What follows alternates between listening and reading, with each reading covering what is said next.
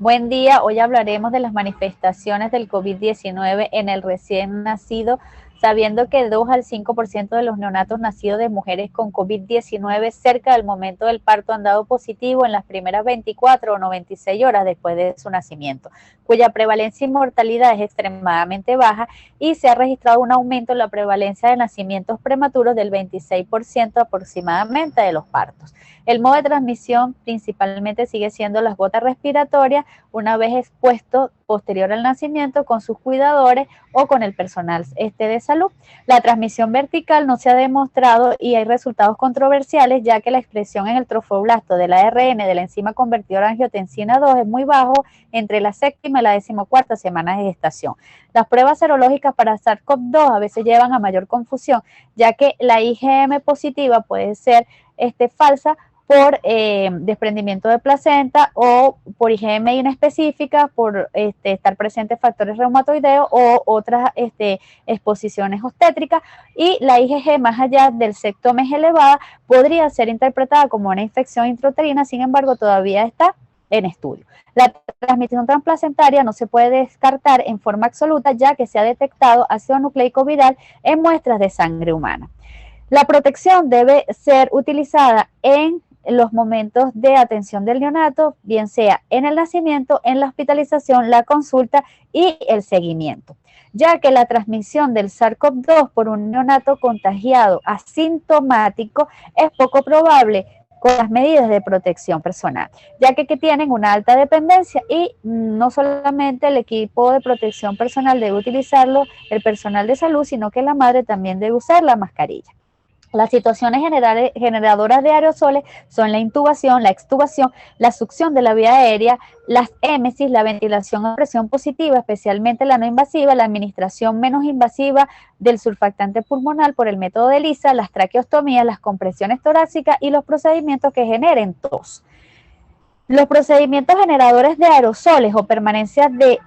áreas en alta dependencia o cuidados críticos, como son aquellos que están en ventilación, en CIPA o cánulas de alto flujo, la protección que debemos utilizar son guantes desechables de un solo uso, batas manga largas desechables resistentes a fluidos de un solo uso, mascarillas de placa frontal con filtro N95, respirador purificador de aire de un solo uso lavable y la protección ocular que debe desinfectarse posterior a cada uso. Y los procedimientos no generadores de aerosoles o permanencia en áreas de baja dependencia, como son el alojamiento conjunto o cuando se realizan visitas para información u otra causa, se van a utilizar guantes desechables de un solo uso, delantal de plástico que cubra toda la ropa de un solo uso lavable y si no ofrece una cobertura suficiente, complementar con una bata no resistente a fluidos, mascarillas quirúrgicas resistentes a los fluidos de un solo uso y protección ocular que debe desinfectarse después de cada uso. Una vez utilizadas estas medidas de protección, todos estos recursos deben ser desechados en recipientes dispuestos para tal fin o desinfectarse después de cada sesión. El equipo de protección personal debe ser sustituido si está dañado, sucio o es incómodo. El registro de todo el personal que ingresa a la sala debe ser monitoreado si se presenta alguna eventualidad y nunca se realizará un procedimiento incluso ante una emergencia sin el equipo de protección personal debidamente utilizado. Acá vemos una imagen donde estos neonatos no deben utilizar mascarillas ni máscaras faciales por las complicaciones a las cuales puedan estar este objeto. Una vez que nos seamos informados de la atención del nacimiento, tenemos que tener una anticipación de saber cuál es el estado de la madre, la serología, y luego tenemos que permanecer con las conductas antenatales donde no hay contraindicación en el uso de corticosteroides en la madre, ya que es beneficioso para los recién nacidos pretérminos, y no hay evidencia a favor del modo de nacimiento o una anestesia específica, y esta debe ser dilucidada según los requerimientos de la madre o del feto.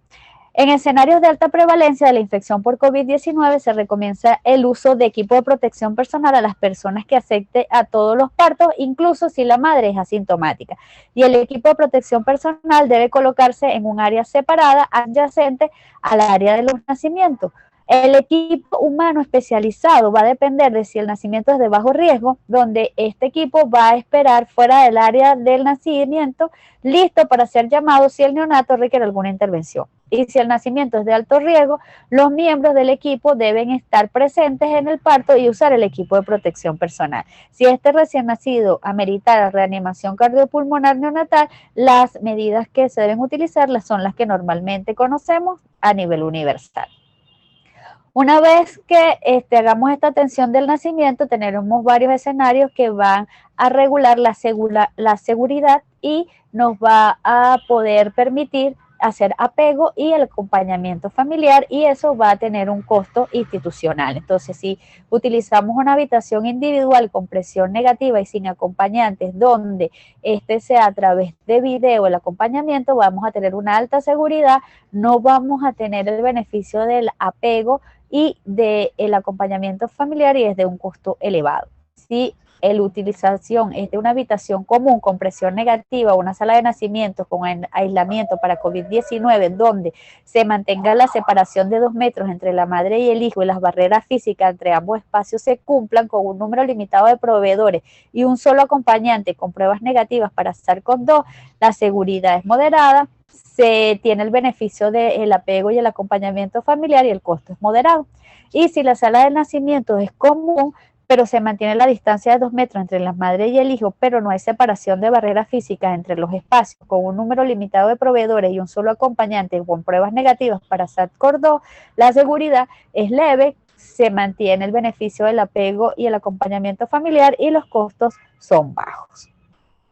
Una vez que realicemos la atención del nacimiento, entonces vamos a iniciar el contacto piel con piel y el apego temprano. Nos hablan que el escenario más seguro contraindica este apego temprano y el contacto piel con piel, pero esto nos lleva a la desventaja de que interfiere con una adecuada relación madre-hijo y bienestar emocional de ambos, interfiere con la lactancia materna y demanda mayor disponibilidad de recursos materiales y humanos. Las recomendaciones de la Organización Mundial de la Salud, la Sociedad Venezolana de Pediatría y Puericultura, la Academia Americana de Pediatría y el CDC nos dice que las madres y los neonatos con COVID-19 deben tener la opción de permanecer juntos en contacto piel con piel después del nacimiento y durante el establecimiento de la lactancia materna. Que la ligadura del cordón umbilical debe realizarse entre el primer y el tercer minuto en aquellos neonatos vigorosos e inmediatamente en el que requiere resucitación. Y se debe retrasar el primer baño las primeras 24 horas o como mínimo las 6 horas para evitar contaminación.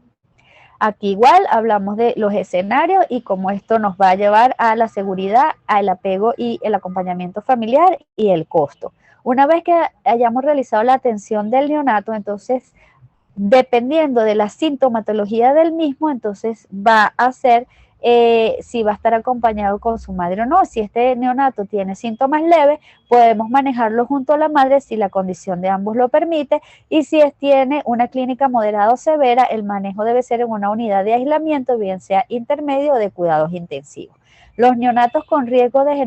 generación de aerosoles se tienen que mantener en una incubadora con todos los accesos cerrados, utilizar el equipo de protección personal cada vez que se vaya a manipular. Los circuitos expiratorios deben permanecer dentro de la incubadora y con filtro EPA en la vía expiratoria. La succión debe ser con línea con tubos traqueales y debe limitarse a la manipulación de la vía aérea y de los circuitos ventilatorios.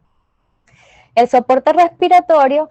debe ser entre 2 personas para mantener una adecuada vía aérea y reducir las fugas de la máscara. Hay que pausar las compresiones torácicas al intubar para evitar la aerolización. La intubación debe ser realizada por la persona más experimentada. Hay que conectar el tubo traqueal a un dispositivo de ventilación a presión positiva con filtro EPA. Lo ideal es que esta intubación se realice a través de videolaringoscopia, usar bajos volúmenes corrientes y se debe evitar las desconexiones para reducir la generación de aerosoles, y actualmente no se ha aprobado medicación terapéutica en el recién nacido. Acá vemos el filtro EPA colocado entre la bolsa de reanimación y la máscara, y el filtro colocado en el ventilador en la vía expiratoria ante el contacto con el ventilador para evitar las partículas que introduzcan en el mismo. ¿Cómo vamos a hacer la evaluación del recién nacido? Bueno, la prueba diagnóstica del estándar de oro sigue siendo la reacción de cadena de polimerasa de transcriptasa reversa, que el resultado no debe tardar más de 48 horas según la Organización Mundial de la Salud, y los criterios para realizar la misma son aquellos recién nacidos cuya madre curse con infección confirmada por SARS-CoV-2, en los recién nacidos con cuadro clínico subjetivo de COVID-19, en los escenarios de alta prevalencia de enfermedad y especialmente en los que ingresen procedentes del hogar. El momento en el que se va a realizar la prueba es en aquellos recién nacidos a las 24 horas de vida, en los recién nacidos sintomáticos procedentes de mente del hogar a las 72 horas posteriores al ingreso. Si la reacción de cadena de polimerasa de transcriptasa reversa de la madre es negativa, no es necesario realizar la reacción de cadena de polimerasa de transcriptasa reversa al recién nacido, y si la primera prueba en el neonato es negativa, se debe repetir una a las 48 horas.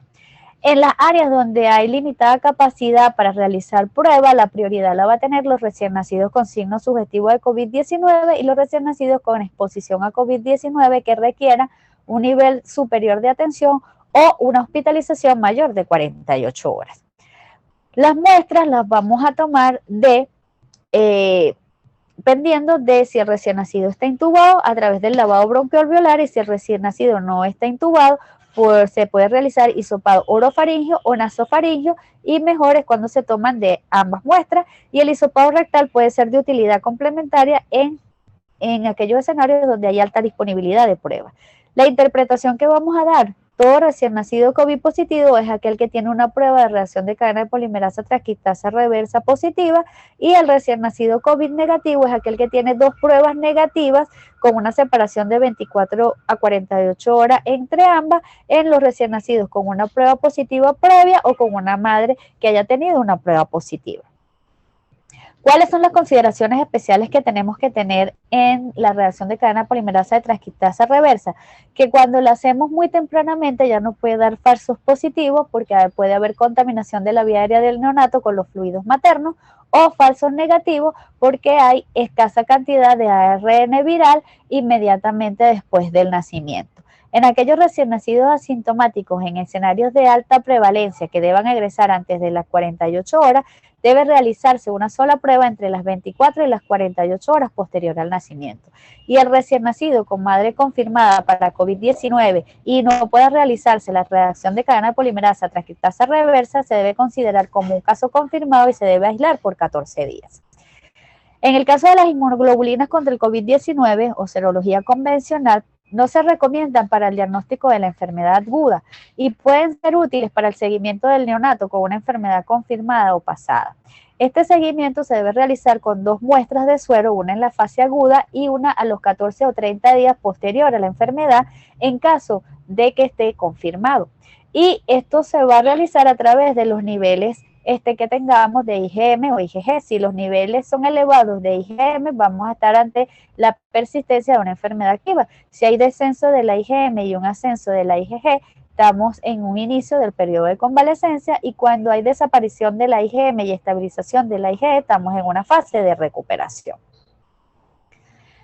¿Cómo podemos decidir la interrupción del aislamiento entre la madre y el hijo? Bueno, el escenario más seguro va a ser en aquella madre febril por 48 a 72 horas sin el uso de antipiréticos, cuando hay mejoría de los síntomas o ya han pasado 10 días de la aparición de los síntomas, y en aquellos casos que fueron severos, cuando tengan más de 20 días de aparición de los síntomas. La madre debe tener dos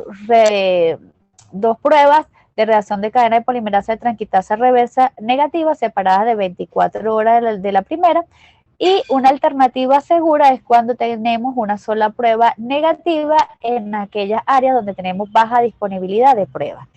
Los escenarios que no tienen una disponibilidad de pruebas adecuadas, pues entonces vamos a tomar aquellas madres que se mantienen afebriles sin el uso de antipirético, donde hay mejoría de los síntomas y donde se cumplen estrictamente las normas de higiene. El egreso del neonato confirmado para COVID-19, lo más seguro es cuando vemos al paciente con mejoría clínica, cuando tiene dos pruebas negativas para reacción de cadena de polimerasa de transcriptasa reversa tomada con 24 horas de diferencia, y en aquellos recién nacidos con enfermedad moderada o severa hay que considerar la mejoría radiológica. Los escenarios con menos disponibilidad de pruebas, entonces tenemos que tener un recién nacido asintomático o con una prueba negativa para reacción de cadena polimerasa de traquistasa reversa. Todos aquellos recién nacidos saludables en un escenario de bajo recurso no se requiere realizar la reacción de cadena polimerasa de traquistasa reversa para su egreso, y esto tiene que ser comunicado a los familiares y al personal de salud que va a realizar el monitoreo ambulatorio de este niño. El seguimiento del recién nacido con riesgo o enfermedad por COVID-19 debe permanecer en aislamiento en el hogar hasta cumplir sus 14 días desde el nacimiento. El seguimiento va a ser a las 2 semanas posterior al alta y debe realizarse de forma no presencial si existe la posibilidad de comunicación a distancia, y todo recién nacido asintomático en este periodo tendrá que permanecer en aislamiento domiciliario para evitar posibilidad de contaminación. Y muchas gracias por su atención.